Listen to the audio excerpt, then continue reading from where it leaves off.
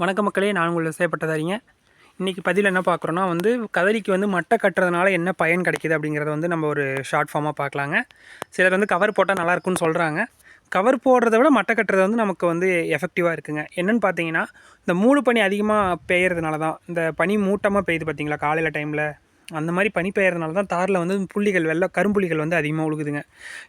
Cover நம்ம graph cover போட்டாலும் அந்த கிராப் கவரில் தண்ணி ஃபில்டராகி உள்ளே போக தான் செய்யுது. அதில் டாட்ஸ் வர தான் செய்யுதுங்க.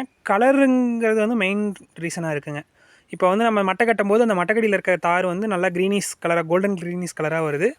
இதே நம்ம கவர் போடும்போது அந்த கலர் குவாலிட்டி நமக்கு வரதில்லைங்க. அது ஒரு மெயின் பாயிண்ட். இன்னொன்று நம்ம மேலே இருக்க மட்டையை மடக்கி தாருக்கு 2 மட்டையை கட்டும்போது உங்களுக்கு உள்ளே பார்த்திங்கன்னா காட்டுக்குள்ளே ஃபுல்லாகவே வெயில் உள்ளே வரைக்குமே வருதுங்க. அதனால் என்னன்னு பார்த்தீங்கன்னா, இப்போ மட்டை கட்டாமல் நம்ம கவர் போட்டோம்னா மேலே இருக்க மட்டைகள் மட்டும்தான் சூரிய ஒளி எடுத்துக்கும். இப்படி மடக்கி கட்டும்போது காட்டுக்குள்ளே ஃபுல்லாக வெயில் வரதுனால அடிமரத்தில் இருக்க மட்டை வரைக்கும் உங்களுக்கு சூரிய ஒளி எடுத்துக்குதுங்க. அதனால் தார் சீக்கிரமாக காய் சீக்கிரமாக ஊற ஆரம்பிக்குதுங்க. இதுதான் மெயின் மட்டை கட்டுறதோட மெயின் ப்ளஸ் பாயிண்ட்ஸ்.